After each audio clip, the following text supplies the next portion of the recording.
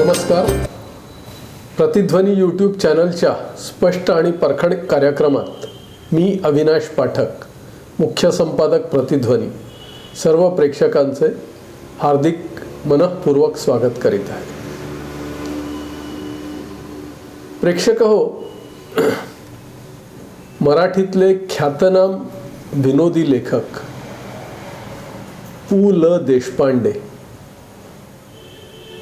हे 1980-81च्या दरम्यान एका वृत्तपत्रात एक लेखमालिका चालवायचे. ती अशी थोडी विनोदी ढंगानेच लिहिलेली लेखमालिका असायची. नंतर ती लेखमालिका पुस्तक रूपातही प्रकाशित झाली होती.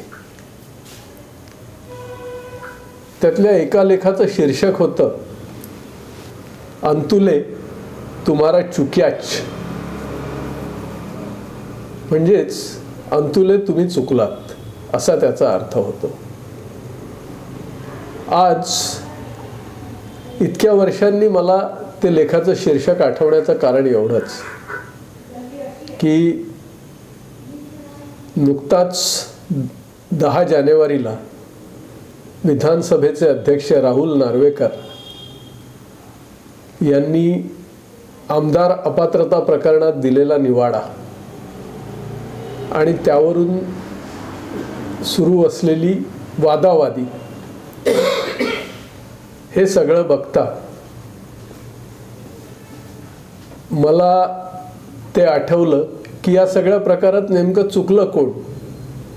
तर माझ्या मते तरी सुरुवातीपासूनच शिवसेनेचे आजचे कथित पक्षप्रमुख उद्धवपंत ठाकरे हेच चुकत गेले आणि त्या चुकांची परिणती आज अशी झालेली आहे की आज त्यांचा पक्ष, त्यांचं चिन्ह, त्यांची सत्ता, जवळजवळ सगळं काही त्यांच्या हातातून गेलेलं आहे. आता त्यांची आणि त्यांच्या समर्थकांची मुजोरी चालू आहे आणि त्यांना आशाही आहे की आम्ही जनतेच्या दरबारात जाऊ आणि जनता पुन्हा आम्हाला पूर्वपदावर आणेल. ठीक आहे, त्यांना तसं वाटणं साहजिक आहे. प्रतिध्वनीच्या त्यासाठी त्यांना शुभेच्छाही आहे. पण वास्तवही कुठेतरी विचारात घ्यायला हवं. त्यामुळे उद्धव ठाकरेंनी आपण कुठे चुकलो याचा विचार करून पुढे जायला हवं, हेच सुचवायला आजचा हा व्हिडिओ मी तयार करतो आहे. त्यामुळेच या व्हिडिओचं शीर्षक मला जे सुचलंय, उद्धवपंत तुम्हारा चुक्याच.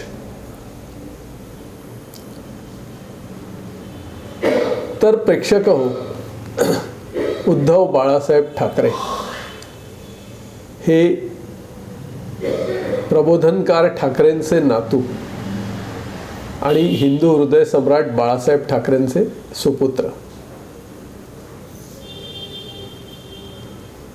बाळासाहेबांच्या निधनानंतर ते शिवसेनेचे पक्षप्रमुख झाले. आधी ते बाळासाहेबांनंतरचे क्रमांक 2चे नेते म्हणून शिवसेनेत ओळखले जात होते. पण या उद्धवपंतांनी एकूणच त्यांच्या राजकीय वाटचालीत असंख्य चुका केल्या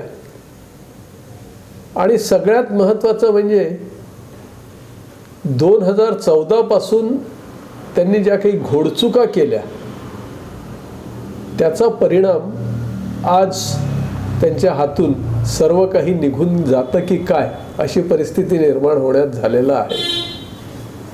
त्याचाच आपण आता थोडक्यात आढावा घेऊया.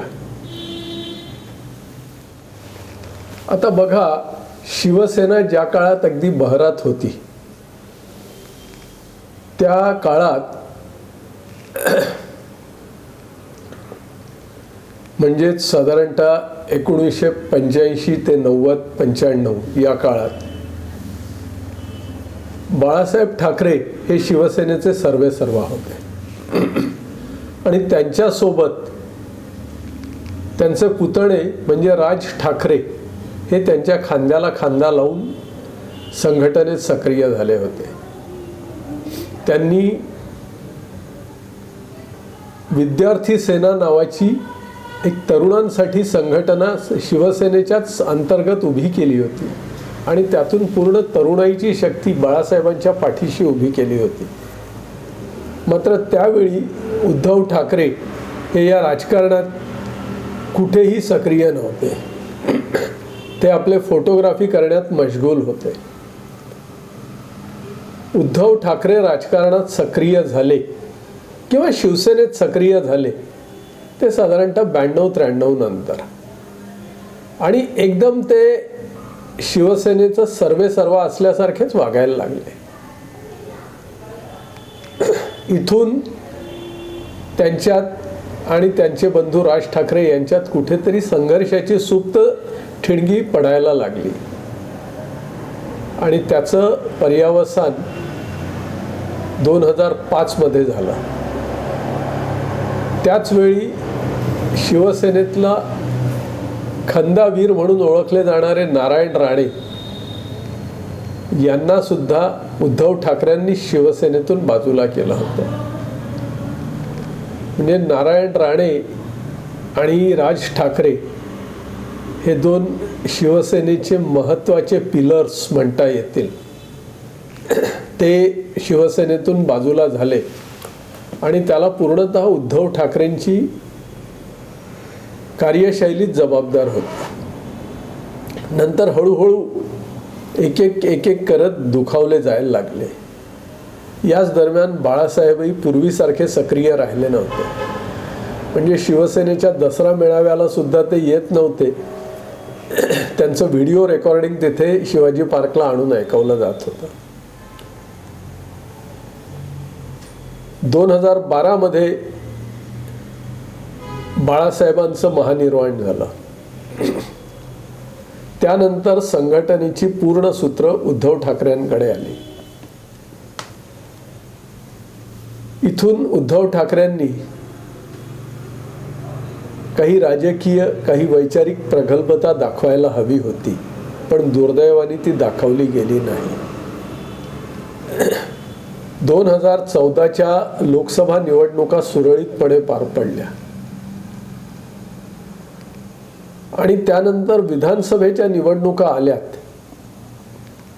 त्यावेळी लोकसभा निवडणुकांच्या निकालाच्या पार्श्वभूमीवर साहजिकच महाराष्ट्रात भाजपच्या अपेक्षा वाढल्या होत्या.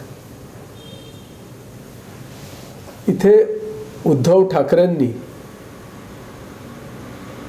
इतका आडेलतट्टूपणा दाखवला की त्याचं पर्यावसान शिवसेना आणि भाजप यांची 25 वर्षाची युती तुटण्यात झालं.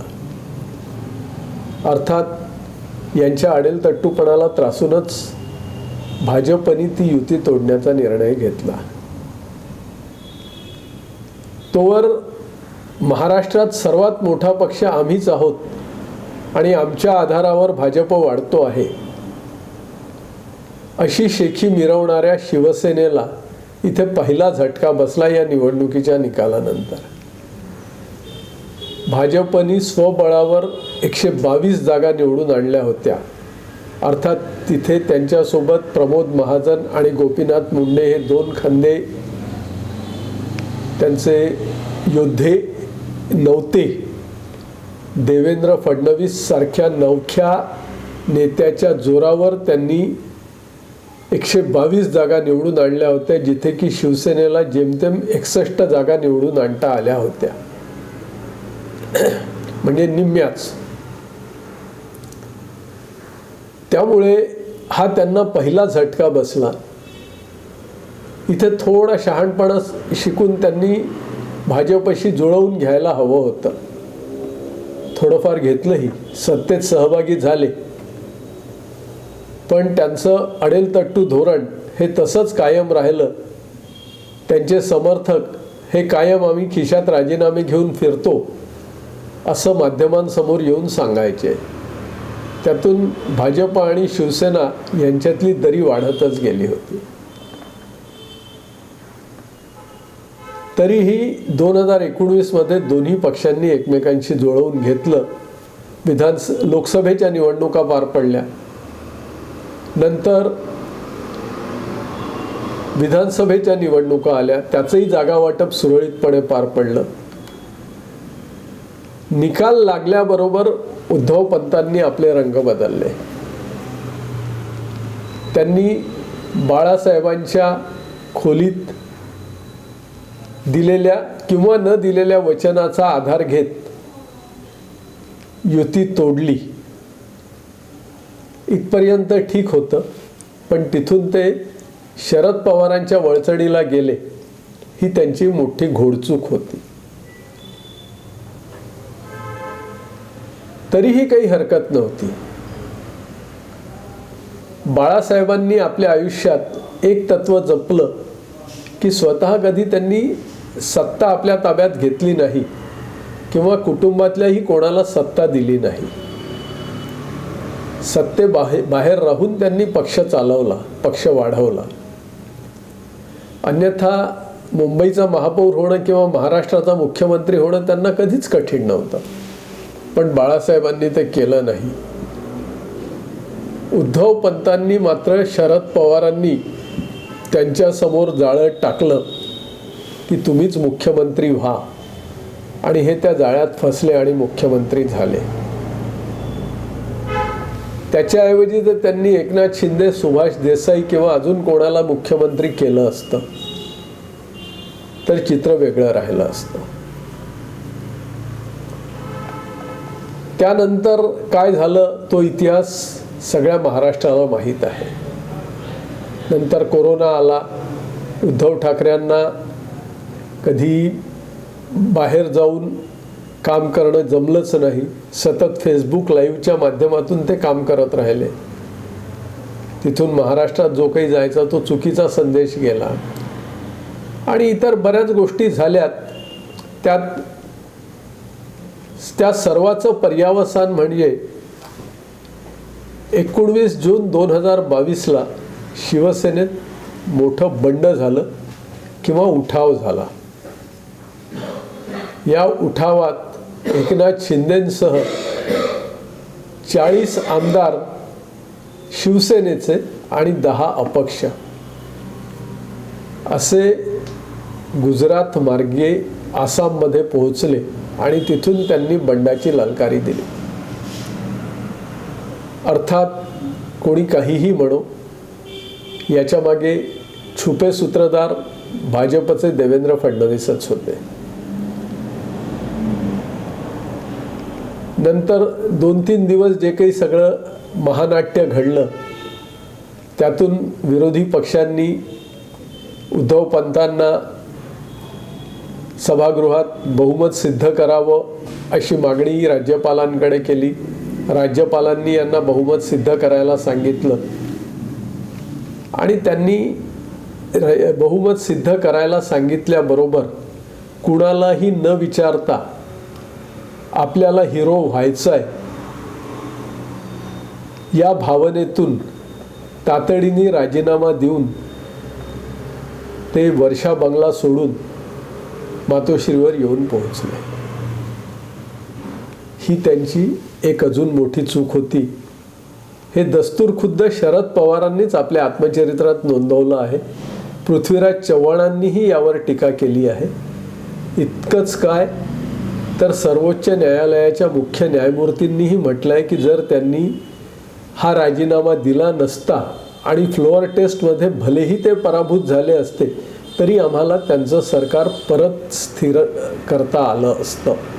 पण त्यांनी राजीनामा दिल्यामुळे सर्व मार्ग संपले आहेत. ही त्यांची अजून एक चूक होती.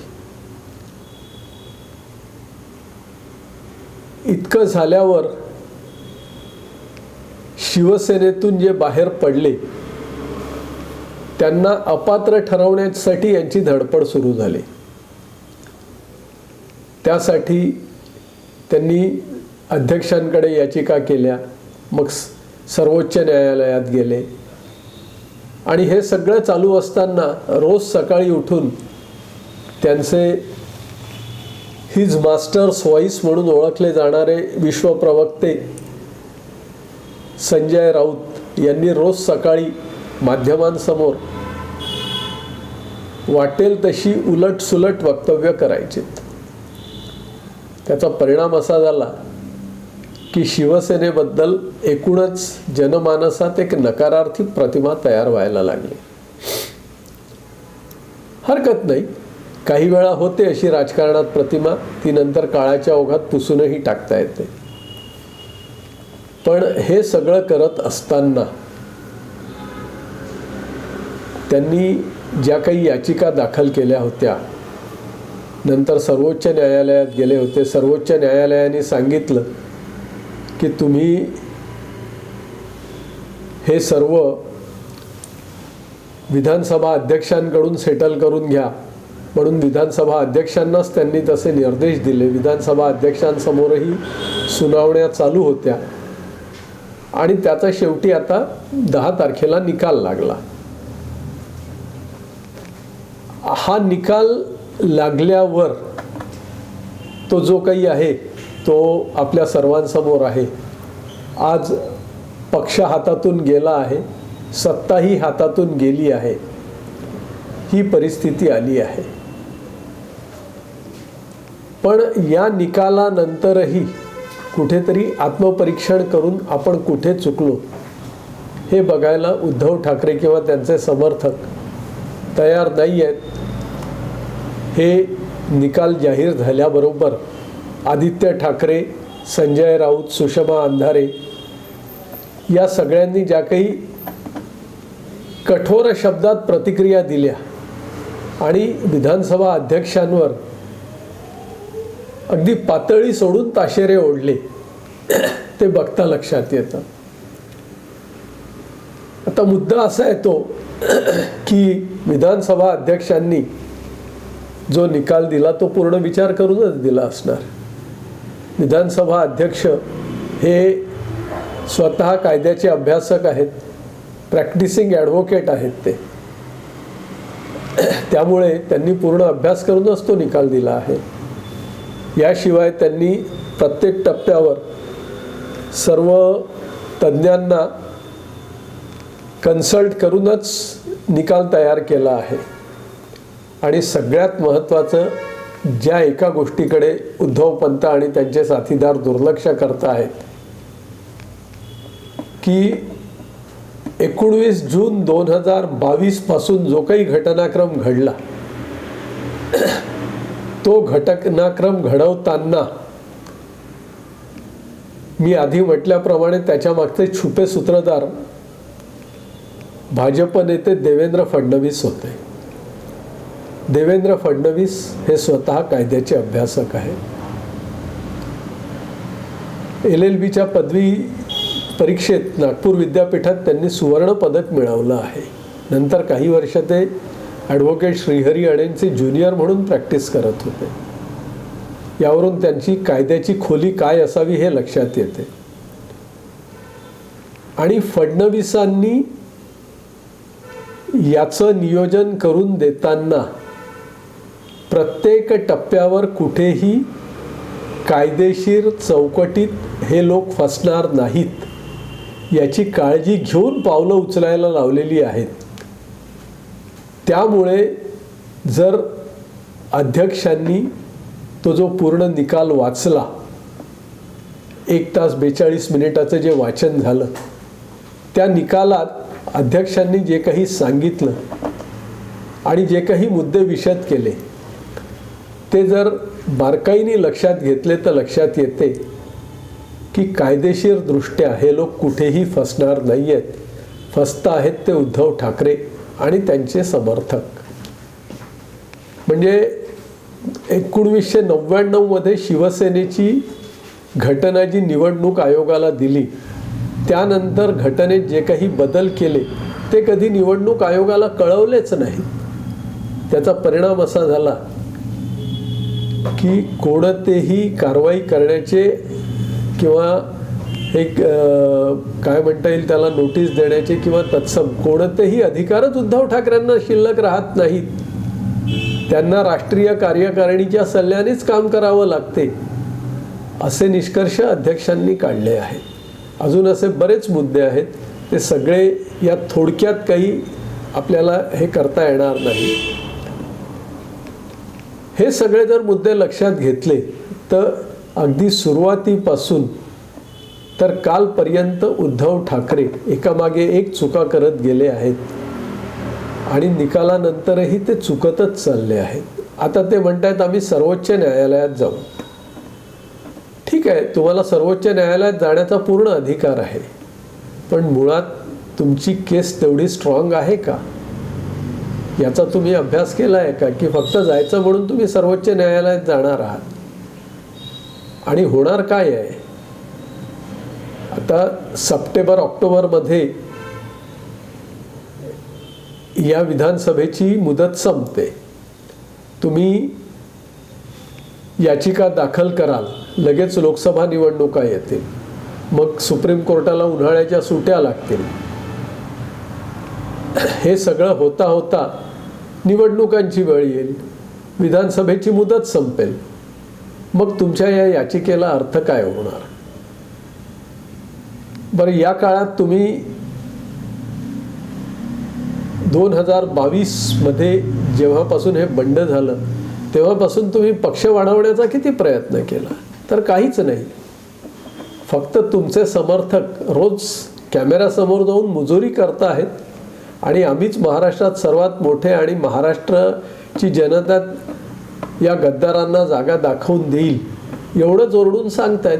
तोवर तुमचे हे जे कथित गद्दार आहेत हे सगळे राज्यभर फिरून स्वतःची भूमिका लोकांना समजावून सांगतायत. तुम्ही ते काहीच करत नाहीये. या आणि अशा अनेक चुका त्यांनी केल्या आहेत. आता अजून एक मुद्दा मला आठवला की त्यांनी म्हटलंय की जसे उद्धव ठाकरे एकनाथ शिंदेच्या गटाचे कोणीही आमदार अपात्र होणार नाहीत, तसंच एकनाथ शिंदे गटाने उद्धव ठाकरे गटाचे 14 आमदार अपात्र करा अशी मागणी केली होती. तेही यांनी अपात्र केले नाही आहेत. उद्या समजा जर उद्धव ठाकरे सर्वोच्च न्यायालयात गेले, या एकनाथ शिंदे गटाच्या 16 आमदारांना अपात्र करा म्हणून, ज्या क्षणी त्या 16 आमदारांना अपात्र केलं जाईल त्या क्षणी तुमचेही 14 आमदार अपात्र ठरवले जातील. त्याचं काय? म्हणजे एक मराठीत म्हण आहे की नवरा मेला तरी चालेल पण सवतीला विधवा करायचा आहे, रणकी करायचं आहे. तशाच एका फाजील जिद्दीच्या जोरावर त्यांचे हे सगळे प्रयत्न होताना दिसत आहेत. अशा ते चुकांवर चुका करत चालले आहे. म्हणूनच ते एकूणच पक्ष सर्व हातातून गमावून बसले आहेत आणि अशाच चुका करत राहिल्या, चुका होत राहिल्या तर तो पक्ष आणि ती सत्ता पुन्हा हातात येणं जरा कठीणच जाईल असं चित्र दिसतं आहे. आणि या सर्व पार्श्वभूमीवर जसं पुलंनी अंतुलेंना म्हटलं की अंतुले तुम्हाला चुकायच, तसंच आज मला उद्धव पंतांनाही म्हणायची इच्छा होते की उद्धव पंत तुम्हाला चुकायच. तुमचं चुकलंच आहे आणि ते तुम्ही दुरुस्त करत नाही, ही पुन्हा मोठी घोडचूक करता आहे. इतकंच मला सांगायचं आहे. प्रेक्षक हो, हा व्हिडिओ तुम्हाला कसा वाटला ते अवश्य कळवा. तुमच्या प्रतिक्रियांचं स्वागत आहे. आणि तुम्हाला जर हा व्हिडिओ आवडला असेल तर इतरांनाही शेअर करा, त्यांनाही लाईक करायला सांगा. त्यांच्याही प्रतिक्रियांचं स्वागतच असेल. प्रतिध्वनी यूट्यूब चॅनल तुम्ही सबस्क्राईब केलं असल्यास त्याबद्दल धन्यवाद. नसल्यास अवश्य सबस्क्राईब करा आणि इतरांनाही सबस्क्राईब करायला सांगा. नमस्कार.